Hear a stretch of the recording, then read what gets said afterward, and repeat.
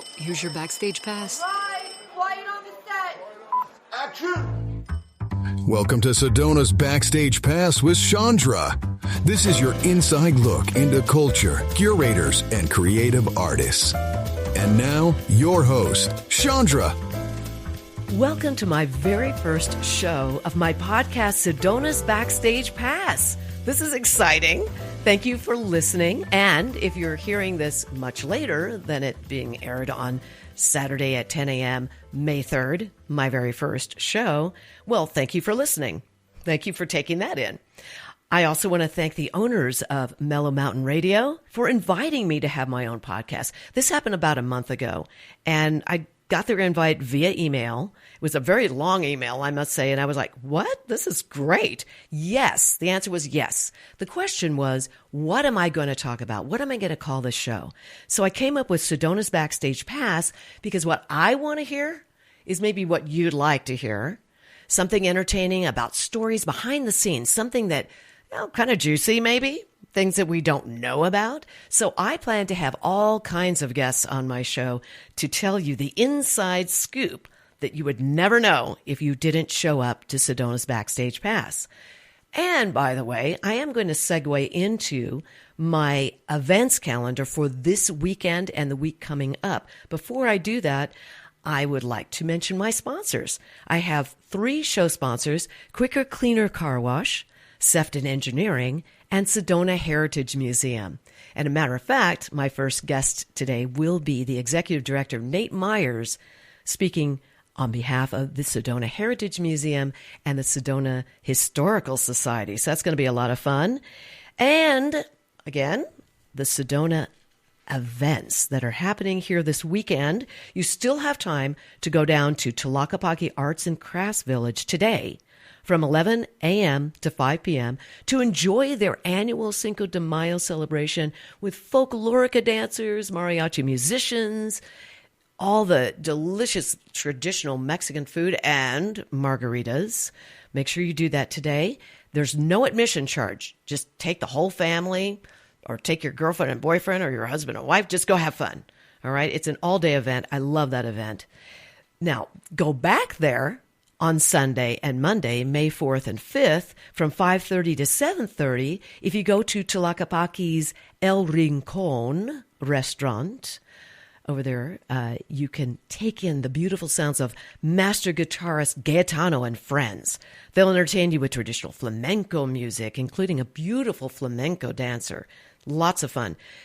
And mark your calendars for this coming Friday, May 10th, as the city of Sedona is again starting up their free admission Red Dirt concert series at Posse Grounds Pavilion. This is going to be fun. We've got Foxy Koshka, I think that's how we pronounce it, and Craig Yarborough. Again, the admission is free and it's from 5 to 8 p.m. And I just want to mention Vino de Sedona because I have a friend that's going to be there from 6 p.m. for a couple of hours on Tuesday, May 6th. That is Alex Ogburn. He is a fantastic guitarist. And by the way, he's a right-handed guitarist. I'm the left-handed guitarist. You play with your left hand on the fretboard. He plays with his right hand. Very cool. Great singer, too, by the way. And, of course, you can find a whole list of entertainment with Vino de Sedona. So, as you know, I mentioned that every month, one of my show sponsors will be interviewed on the show. It's very exciting to me because without them, I could never bring this program to you. And besides, don't you want to learn a little bit about the backstage part of these sponsors? I mean, some of them are not in the business, as I would say, music or arts. But I have a very special guest, my very first sponsor. Yes, this man signed up on behalf of the Sedona Heritage Museum and the Sedona Historical Society. So I'd like to welcome Executive Director Nate Myers. Hi. Hi, Shondra. How are you? Good. Thank you for being here on my very first podcast. It's exciting. It is. It is. You were my very first sponsor. I thought, okay, here we go. So now. I'm honored. Thank you. Thank you. I'm honored to have you. So let me ask you, you're the executive director of the Sedona Heritage Museum. We work closely in many different ways. I'm on the board of directors of the Sedona Historical Society, so I see you in action there. But I don't always see what you're doing behind the scenes. But first, before we get to that, tell people what it is like to be the executive director of a museum. Well, it's a lot of fun. I really enjoy That's it. good. Yeah, Good to know. No, it's a lot of fun. I love museums. I love local history, and so being able to work here in Sedona and steward the history and be a part of the community is really a fun thing for me. I enjoy digging in the research. I enjoy sharing what I've learned with people, which is more important than really anything.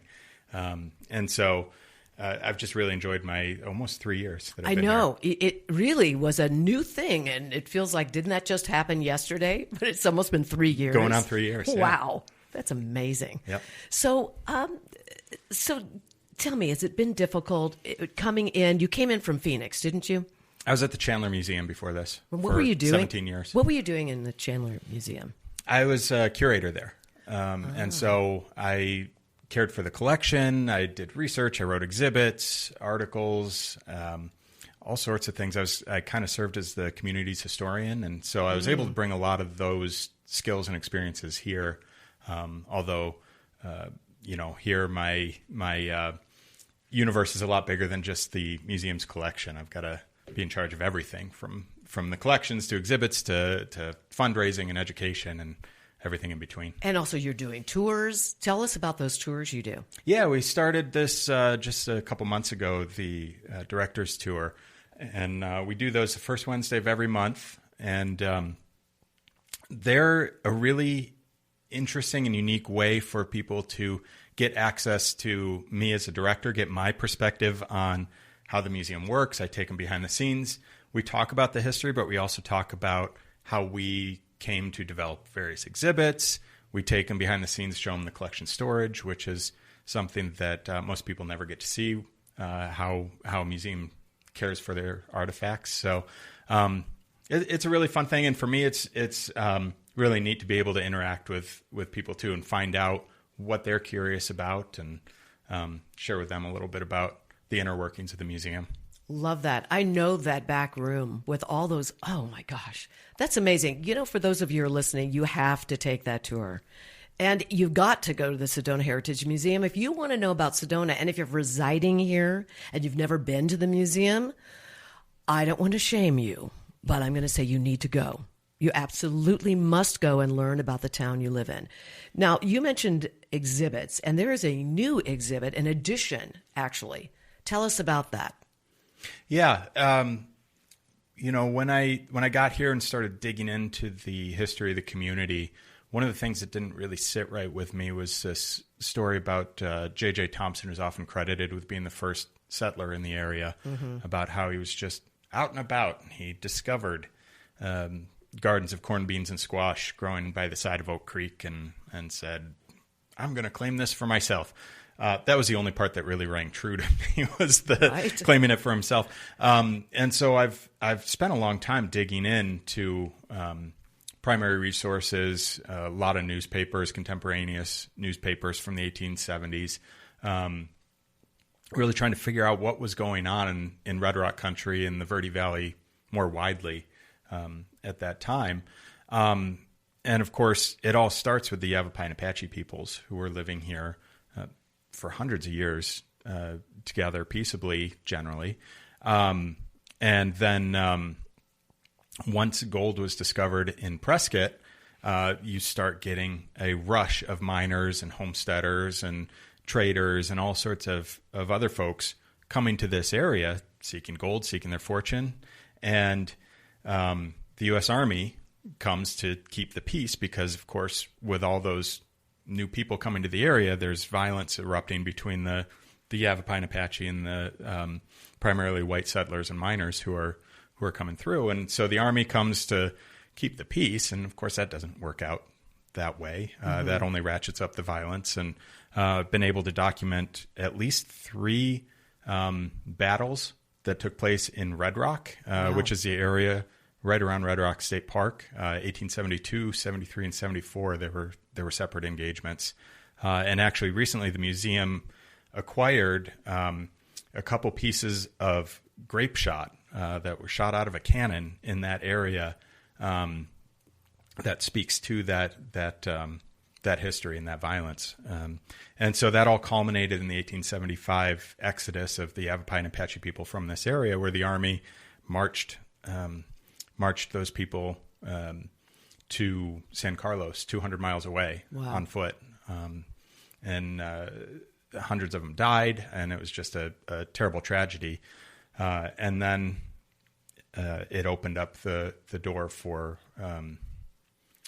folks like J.J. Thompson to come in and make their claim. So his claim actually came about days after a cavalry raid in Oak Creek Canyon, and the cavalry returned to Fort Verde and said, that was it. We removed the last of the Indians from Oak Creek Canyon, and J.J. Thompson happened to be there, and he said, "This is my chance." Wow.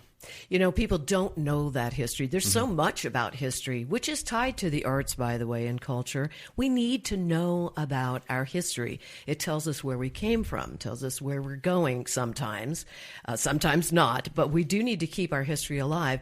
And so I thank you for that. I know a lot of people were missing that part of the museum. I know you had a lot of visitors say, where's the Native American exhibit?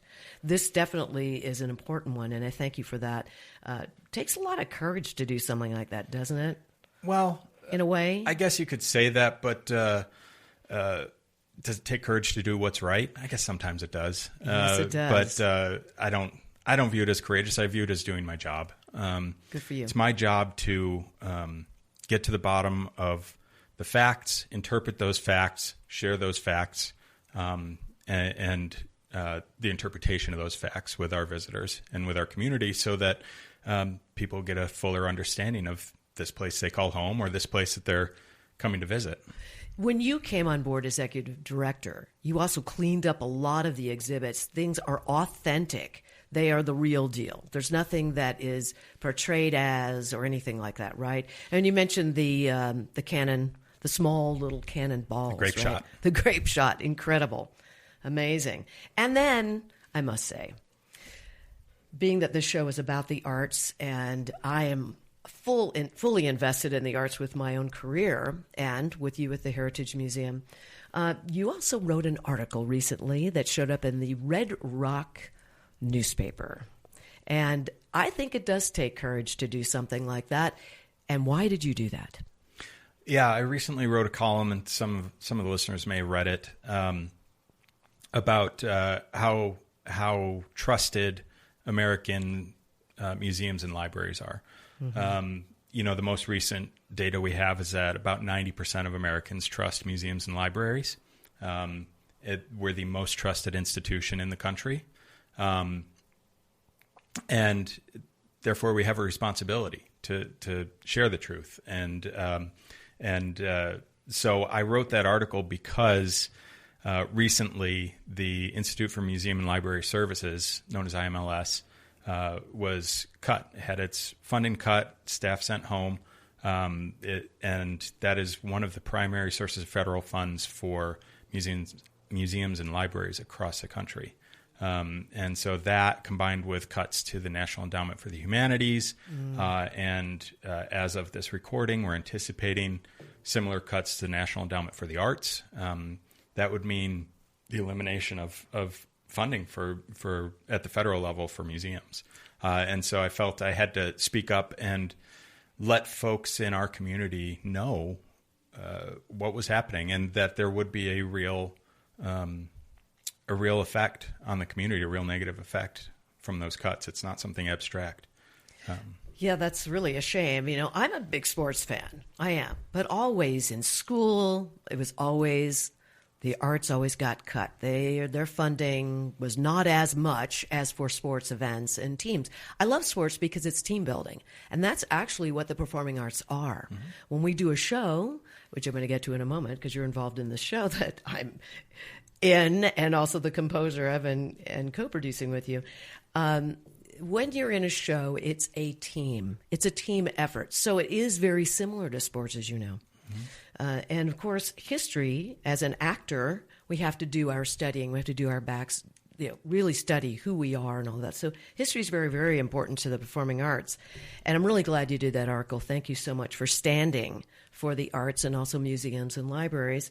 So now I have to ask you, did you ever think in a million years that you would be thrown into the arena of an actual musical? It's historical, right? But you're a co-producer now. What does it feel like to be working with 5 female actors? Not that that's an issue, because after all, doesn't matter if you're female or male. I know a lot of divos out there. We are not divas or divos. And then we're 2 musicians. So there's 7 of us that you're dealing with. And now you've been thrust into this executive producing role. And of course, the Historical Society is on board. So tell me about how this feels. Yeah. So you're referring to the Dead Quilter Society? Yes, I am. Yes. I am. So for listeners who don't know, the Dead Quilter Society is we're billing it as a new musical dramedy that Shondra, you wrote the music for, and our friend Dev Ross wrote the script for. And it follows the stories of 5 women with ties to Sedona in the Verde Valley. And the premise is that they're in the afterlife and they're meeting and working their way through the 12 steps of being dead. And so every once in a while, periodically, they get together and discuss certain topics. And so the topic here is regrets and unfinished business. And so they kind of sit around and they quilt and they talk about their regrets and unfinished business from their living selves. And for me, I'm always interested in expanding the audience for the museum, sharing stories in unique and innovative ways, and getting the history out there. And so when you guys came to me with this idea, I was excited about it because this does just that. I didn't see it going as far as it has. I mean, it's bigger than I thought it would be. I thought we'd perform it a couple times and be like, okay, what's next? Right. But it's really taken on a life of its own. And, you and Dev always keep reminding me that, hey, you're a producer now. You've got different duties you have to pursue. I know. It's like you've got to think about this differently. As if you needed any more on your plate. But what's it like to be like, okay, we did a show. We did 2 shows this last weekend. Mm-hmm. Friday and Saturday, we're at the Old Town Center for the Arts. Big shout out to them. They're a wonderful group over there. Great vintage theater with lots of wonderful concerts and shows. And neat little theater, yeah. Really cool. That's near Main Street, right on going into Cottonwood. And you're backstage with us, and we're involving you in what we do. We put our hands stacked together. It's something that actors do, is you come together, you're bonding during setup and all of that stuff. And then right before you go out, we do a little thing. We put our hands all together and we, wah, something, whatever we say is a word or 2. And you've been involved in those now 4 runs of this show. Mm-hmm. Heritage Museum twice. It was November 24, and then January 25, and then we were there again in March at the Mary Fisher Theater, I should say, and now the Old Town Center. Mm-hmm. And each time you've been involved in that circle. How does that feel? You guys only brought me into the circle at Old Town Center for the Arts. That was the first time I was a participant in that. So it was an honor to be brought in and good. Be part of that tradition. But see, it's developing. Just like the show is developing. Mm-hmm. Yeah. What was it like that one night, on Saturday night, we had I'm going to tell you a little backstage thing, although it wasn't that backstage.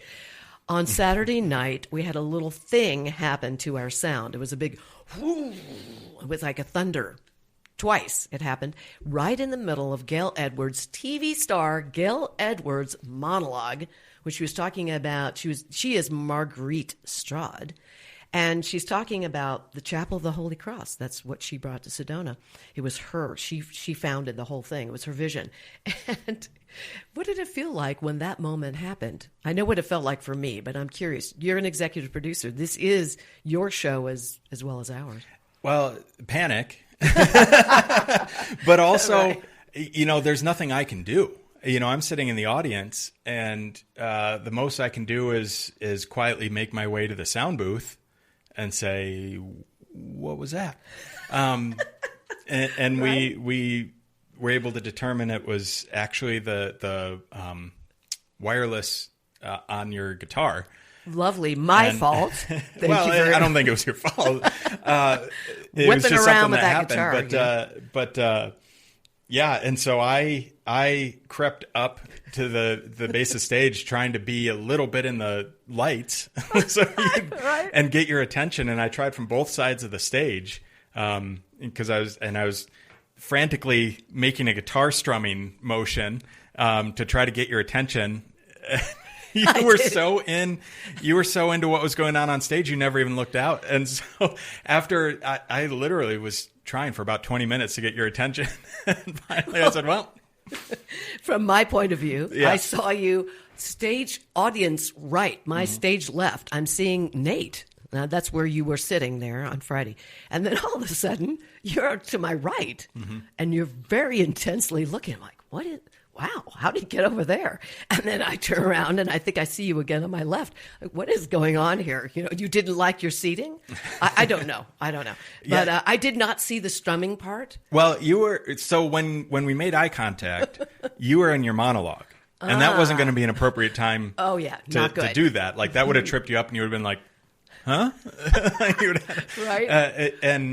So I was kind of like looking at you, trying to like transmit ideas through my eyes or like brainwaves or something. Like you became Sedona-like. You were doing the Sedona thing. Like send the psychic messages. Send the vibes out. Yeah, send the vibes out. Well, I actually did look at my guitar at one point to go, I wonder if it's my guitar.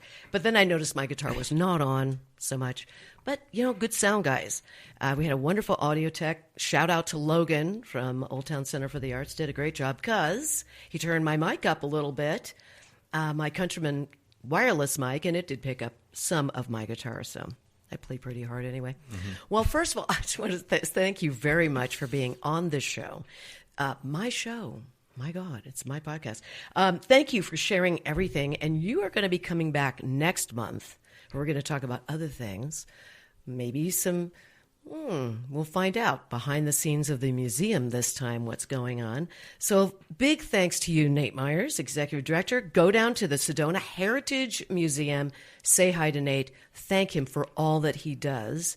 And also, you want to make sure that you take all the opportunities. There's all kinds of events there, showing movies, chuck wagon dinners, and all kinds of really great things to check out. It's also a wonderful venue if you're getting married, or if you have an organization that wants to have a big picnic outside, or maybe you have a show you'd like to bring to Nate. Just make sure you contact Nate Myers at the Sedona Heritage Museum, and a big shout out to the Sedona Historical Society as well.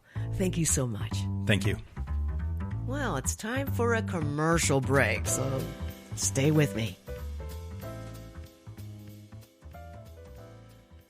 When your project demands precision, experience, and trust, turn to Sefton Engineering Consultants. From expert civil engineering to construction management, we deliver real-world solutions that stand the test of time.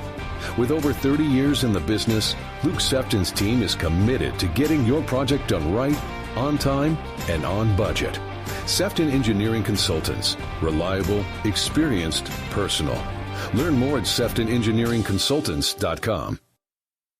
Need a clean car fast? Come to Quicker Cleaner Car Wash. We'll have you sparkling and back on the road in just minutes. Whether you're after a quick shine or a deep clean, you'll get top quality service, eco-friendly soaps, and smiles all around.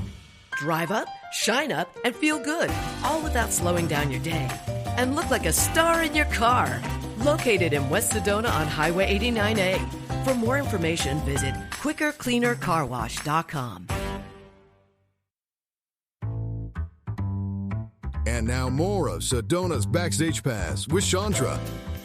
All right. I am so excited to have my very first guest here on this very first podcast in May. I'm so thrilled. She is an amazing, amazing writer, but not just a writer. And by the way, not just an Emmy Award winning writer who formerly worked with Disney as their writer, first female writer, I might add. And all those Lamp Over Time sequels, I might mention that she wrote those. She also wrote Darkwing Duck, for those of you who are big fans. And also, and I always get this wrong, but I'm going to try and get it right, Balto Wolfquest. Did I say it right? You did. I did. And she just happens to be not only my best friend, but my creative partner. Creative partner, yes. I should do it like this. Creative partner. Dev Ross. Thank you for being here. You're amazing. Creative partner. Yes. Creative partner. Yeah. Hi, Shondra. Nice to be on your first show. I hope I don't embarrass you and shut the whole thing down. No, you will always embarrass me. I do. I embarrass her all the time. It's ridiculous. And now I didn't mean to at first, but now I do it on purpose. I do it on purpose. You do. Yeah. And now I don't ever get embarrassed. I just roll with it because I know what's coming. Yeah. Yeah. I know what's going to happen. Yeah. Yeah. You know? Yeah. So as you know, this is Sedona Backstage Pass. Mm-hmm. I wanted to create this podcast for fun. We need fun in our lives. And this is all about the good, fun, crazy, cool things that happen behind the scenes. And Lord knows you have many stories, don't you, Missy?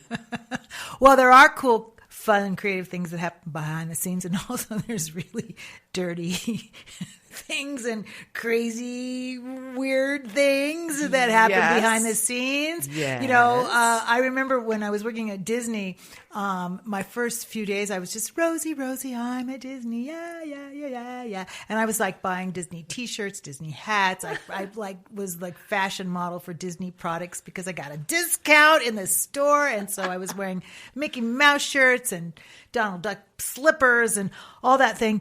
And I'm sitting in my office, and the vents come up from the floor for the heater, and in the office, which they kept freezing. So we, the heater was nice at my feet, but the heater led from the writers section. Obviously, it attached to one of the executive offices, and I could hear them in their meeting, and I'm thinking they're talking about the writers, and I'm thinking, oh, what did they say about us? Oh my gosh. They called us babies, infants, whiners. I mean, and I was so shocked because I had just been there a few weeks, and I'm thinking, I'm a writer at Disney. I'm the creative. I walk on clouds, and then you hear the business people talking, babies, whiners. Oh, the writers are going to so whine over this, and I started to realize that we at Disney as writers were necessary evils because the suits couldn't write that stuff. That's true. We were necessary evils that they really disdained because they felt we, wanted too much. We worked under a union contract, so it wasn't as if, our salaries were pretty well defined. I don't think that they were anything unusual, healthcare and things like that. But we at Disney had these ungodly schedules. You had to write a script a month, but not only were you writing a script a month at the end of the month, in the middle of the month, you also have to be still working on that script, but have another outline for another show while you're seeding the idea of a brand new show, all in a month. Unbelievable. To meet an amazing schedule that you had to hit in order to keep costs down. And so if we whined, it was just because we were tired. Gosh, I guess. And besides that, you are a new mother. Oh, yeah. I was a new mother. That was fun. Yes. Breastfeeding in the office in front of my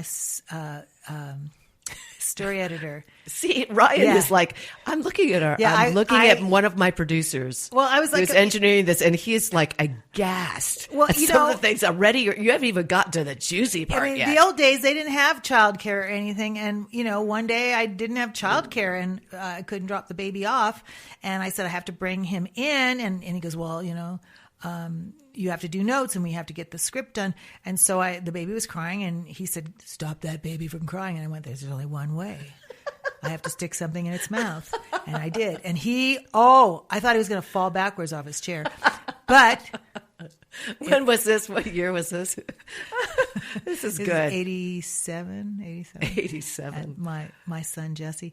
Yes, who was just at our show on Saturday Yeah, night. yeah, yeah. He's no So- longer a child, let me Yeah, just say. yeah, he's Good, no longer- strapping, good-looking, married young man, Yeah. I might say. With his own kids. Yeah, and I used to strap Jesse up in his little Johnny jump up. They don't even do him anymore, but from my office door, and he would go pong, pong, pong, because I would That's be about writing. right. You know, That's about right. I had no daycare for him on weekends, but a lot of times I had deadlines. Wow. And so I had to go to my office and hang him from the office door, and he'd go wrong, wrong, wrong when I'm trying to write. You know, so it was pretty crazy. Now, my daughter, when I brought her in one day, she went crawling down the hallway, and I was keeping an eye on her as she was crawling down because I was talking to somebody, and then I see her turn a corner into an office, and I excuse myself and I run after her, and by the time I got there, she had taken lipstick and had decided to draw Oh, no. all over their white sofa. Oh, no. So I spent the rest of that day cleaning Wow. lipstick off of a sofa. That's good so yeah, stuff. I would schlep my kids a lot into these situations, and no wonder they hate me now. I don't. Yeah, know. that's no, it. they don't. I think that's Yeah, the no, reason but right there. I think they're- they've been I think they're disturbed well, over this in a good way. some way. They're in a good way. They had some experiences, but yeah, being a young mother and working at Disney, the family place, which is not really the Yeah. family place. It's not really the family place. It's a family place if you were a man and your wife was home taking care of the kids. That was beautiful. But if So- you were a woman, you took your kids with you, and then they did bad things in the office. Yeah, so, like a lot of people don't realize that these parks, I've got stories about SeaWorld. I worked there 4 times in my career, and there's some very interesting stories Oh, yeah. there. Oh, yeah. And like that, there are the Disney stories. Tell us one of the juiciest, craziest, behind-the-scenes things that nobody would ever know except for me, because I'm your best friend. I think you did tell this story, though, because you were a speaker at the Heritage Museum. Yeah. Do you feel comfortable talking about Well, that? yeah. I mean, Because- I think the thing is that, back then in the olden days. Yes, you do it in an old voice, in the please. olden days, before women had a voice and could go to HR and complain about their male boss hitting on them, we didn't know to say anything. It was just the way it was. Right. And so one day I pull up into my desk, and I do not sit demurely. I sit like a guy with my legs askew. Thank and, because it's just more comfortable. And all of a sudden I feel hot air come reaching a certain sensitive spot. you. Uh-oh.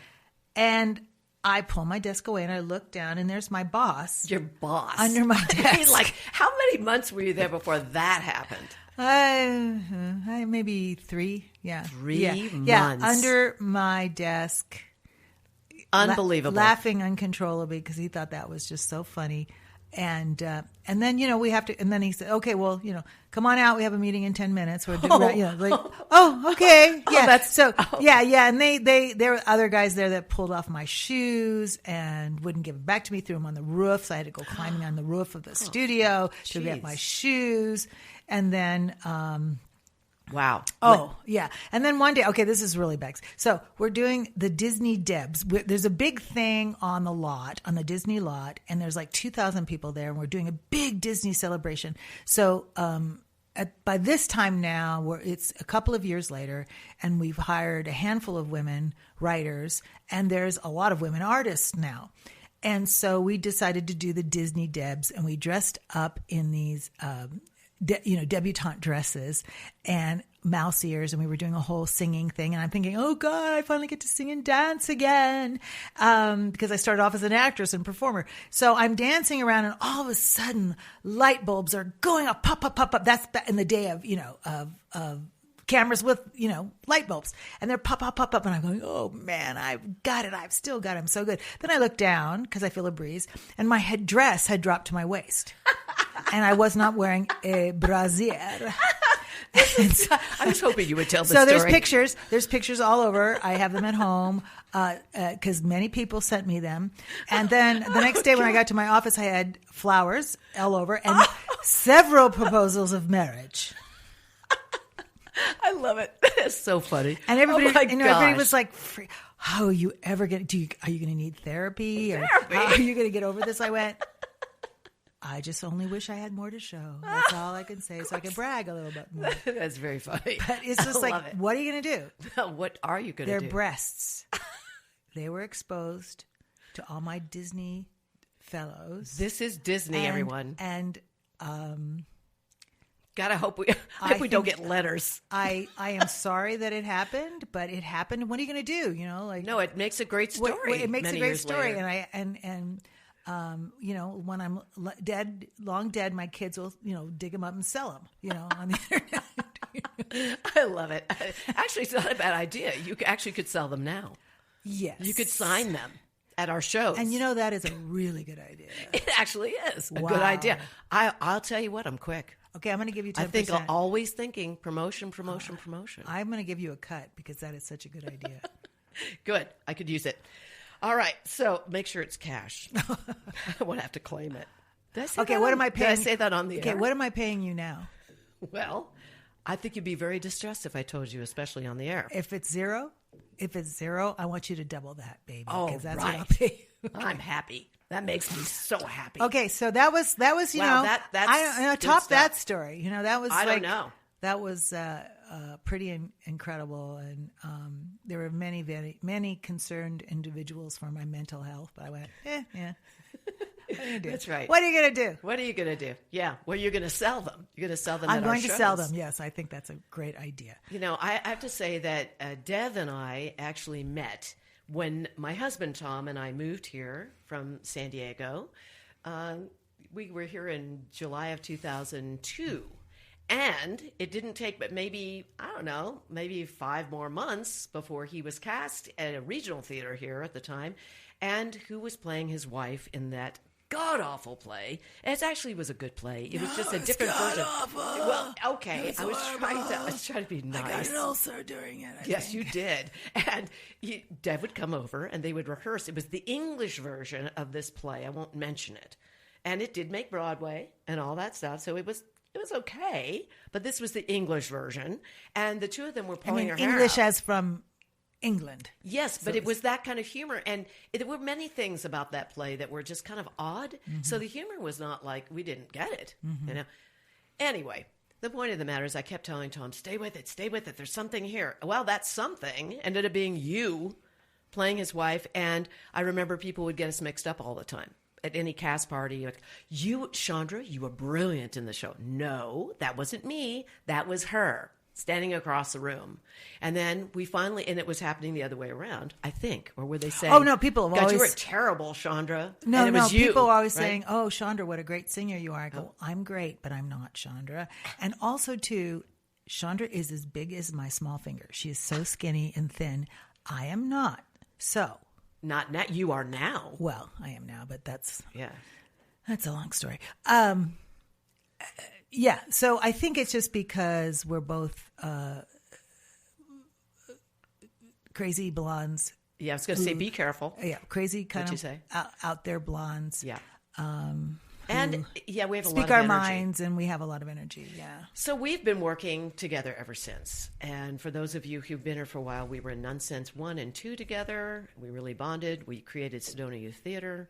God, this is sounding like a shameless Chandra spot, which will come up later in the show.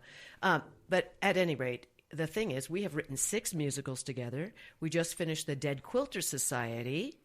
Our last run of 4 runs was just this last weekend. At the Old Town Center for the Arts. As I mentioned, Nate is one of our partners. He's the executive director of that show. And Nate Myers. Nate Myers, yeah, the executive director. We also are making a film. That is part of our 6th musical. I said before we started the show that we'll probably be like 98 years old writing our 20th musical together. Yeah, we'd be talking like this. Yeah. Like that, yeah. We probably won't be in those.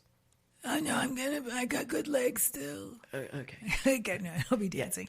Yeah, we're Shondra and I going to be doing Weird Detention, and this sort of was a brainchild of ours that came about with the rise of sort of really nasty social discourse in the last 8-10 years. the rise in school shootings, the rise in bullying incidents, or, and bullies, of course, bullies have been around from day one. But because we both work with students, I work all over doing artists in the classrooms, artists in residencies. I've worked with a lot of kids. I've been through 2 school shootings. Luckily, they ended up to be fairly benign. But seeing the fear on those kids' faces, I talked to Shondra, and we both knew we needed to do something. Right. And so we decided to create a movie that will, we hope, stop violence before it happens. It's not about gun control. It's not even necessarily about bullying per se, though those things do come up to a certain extent. But it's really about communication, learning to speak and identify your feelings, and to find community and friendship and intimacy with one another. And I'm not talking physical intimacy, but intimacy and communication with one another so that kids feel heard. And we did, Shondra, and I did all kinds of research on the number of kids who are considered normies, regular kids who feel so alienated and disconnected and as if they don't have a single friend that they can really talk to. And we thought, gosh, we got to turn this around and get kids really discussing how they feel. I would ask kids, how do you feel? I don't know. Well, can you identify anything? Pull a thread out. What is that? Is it fear? Is it, I don't know. And they're awash in this sort of isolation. So we wrote a short film. Shondra, once again, knocked it out of the park with her music. Thank you. We still need donations, and I'll let Shondra guilt trip you into that. She knows me well. But we're shooting in mid-July, and we'll be shooting in Sedona or in Cottonwood. We're using all local people. We are bringing in 2 ringers, 2 great singers from Los Angeles, but everybody else in the cast is a local. We're using a local director, Amy Waddell, we have a producer, we have a great assistant director who's worked in the industry for 40 years on film and television and commercials. We have, a very, very professional group come in. We're going to really mentor the kids too. So we will be producing this film, editing it, and then giving it out free to communities and to schools. And if anyone's worried that it's preachy or it's, anything that would be uncomfortable, it is like a musical breakfast club. It is. It is. If you enjoyed that movie. Yes. And if you want to know more about that and actually see a presentation, because we did 3 presentations last year, I want to do a little shout out to all of the sponsors that have come on who are doing in-kind sponsorships, such as Gerardo's. That is great restaurant. And Gerardo himself is such a wonderful philanthropist, and he donated all the food to those presentations. And I'm talking elaborate. And so if you want to see a presentation, visit WeirdDetention.com. Half of it was at Mary Fisher, Sedona International Film Festival. Thank you, Patrick Schweiss. And then the other one was at a private home of someone that we adore. And then also, that's Mike and Christine Schrader. Thank you, guys. And then we also did a presentation at Gerardo's. He gave us the restaurant and fed 70 people. It was amazing. You can watch cherry-pick scenes and a few of the songs. This is not the movie.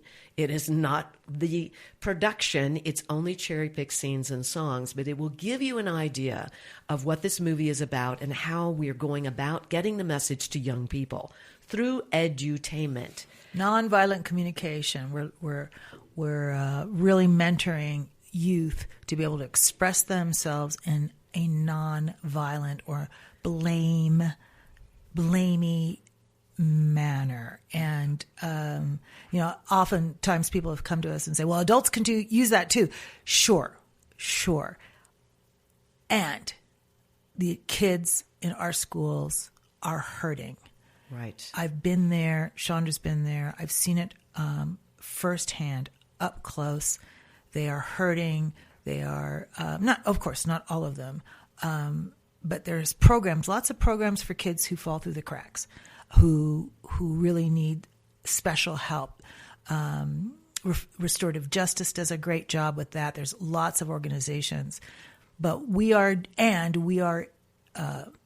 reaching out to those kids who, you would never think that there was a problem. I have a good friend whose son turned out to be a shooter. Thank God it turned out to be a handleable, benign situation.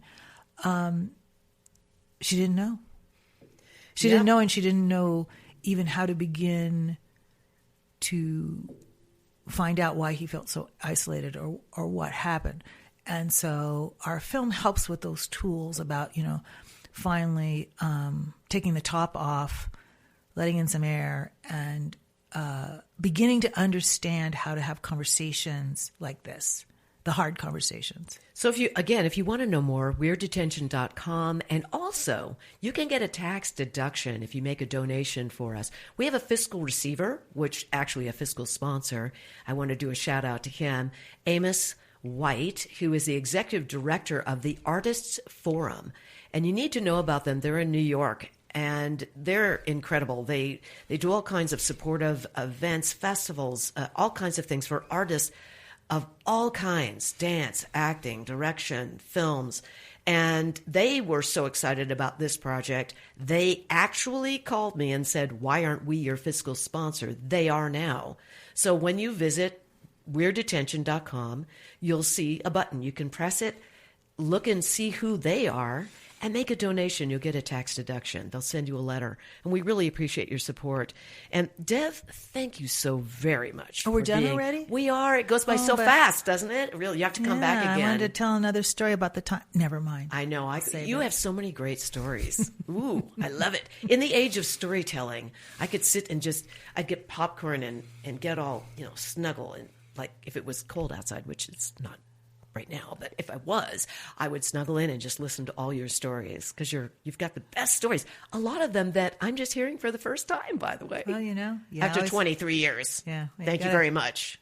A famous old actress once told me, you always got to have a story in your pocket. I love it. Well, thank you for being my very first guest. Okay, you're welcome. welcome. It makes sense. And that's Dev Ross. If you want to look her up, go to IMDb. Dev Ross, you will find all the amazing projects that she's done. And of course, not to mention the Dead Quilter Society and Weird Detention, which is going to be filmed in July. Thank you, Dev. And of course, I'll be on the phone with you tonight. Probably more like in an hour.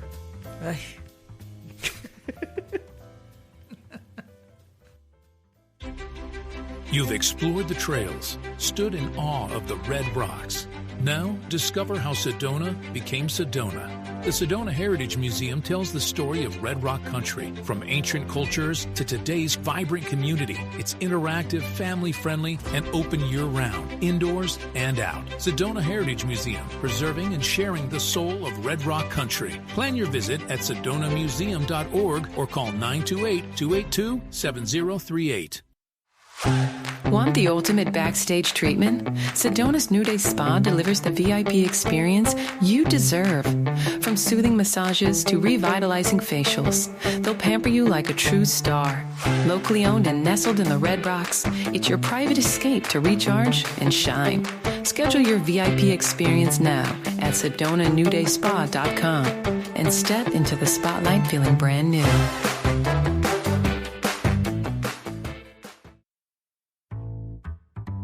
And now more of Sedona's Backstage Pass with Shondra. Thank you so much, and welcome back to our show. Oh, this music tells me it's time for a feature that's always in the show called Shameless Shondra. Many of you know, and some of you don't know, that I'm a private voice, acting, and stage performance coach. And I also teach guitar, by the way. And most of my students come to me privately in my studio, and others, even though they're locals, they book sessions online to make it easier with their schedules. And I also coach many students online across the country. I've coached students in New York, in Wisconsin, Texas, California, New Mexico. And if you're interested in having a private voice acting or stage performance coach, contact me. Go to my website, shondramusic.com, click on my coaching page, and you'll see all the things that I offer. It's really fun, I promise you. I always make it lots of fun and interesting, and you'll get tips from someone who's actually performing in the business for like 48 years, all right? Of course, I started when I was 5. Just keep that in mind. shondramusic.com. Send me a message. Thank you so very much for tuning in. And remember, you can find this podcast on Apple Podcasts anytime you want, on Apple Music. And I want to thank my guests today, Nate Myers, the Executive Director of the Sedona Heritage Museum. If you want more information about the Sedona Heritage Museum, make sure you visit sedonamuseum.org. There are so many events. We've had shows there. We have the Chuck Wagon, dinners and the movies, all kinds of wonderful things. And of course, as I mentioned, it is a fabulous place to have your wedding ceremony. All right. Now, my other guest, I'm sure you enjoyed her thoroughly, incredible stories, is my creative partner, Emmy Award-winning writer, Dev Ross. Visit her IMDb, and you are going to be amazed at all the things that she's done. Matter of fact, if you walk into the Sedona Library in the children's department, you'll find all kinds of books from Scholastic written by Dev Ross, former Disney writer.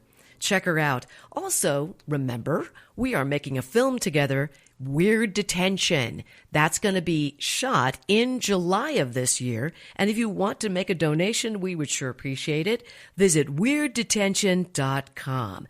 You'll get all the information about our project, about this wonderful movie. You can see presentations and all that good stuff. And, of course, our fiscal receiver or fiscal sponsor, where you make the donation, you can get a tax deduction for that. Now, I'd also like to thank my other sponsors, Quicker Cleaner Car Wash and Sefton Engineering, who, by the way, we are going to hear from the owner. That sponsor is something else, Luke Sefton. He is very involved in community. We're going to be talking to Kim next week, so tune in. And also my special guest, Gail Edwards. She's a TV star, y'all. Make sure you check that out. Gail has got some backstage stories, let me tell you. She was on It's a Living. Also, she was Bob Saget's love interest on Full House. And many, many, many films and all kinds of different series, like Doogie Howser. She was on that. She's worked with Spielberg, all kinds of people. So let me tell you, she's got some stories. Oh, she also played Sandy in Grease on the Broadway tour. So thank you so much for being with me today. And make sure you tune in next Saturday at 10 a.m., as always, on Mellow Mountain Radio, 106.5 FM and 780 a.m. We'll see you next week on Sedona's Backstage Pass.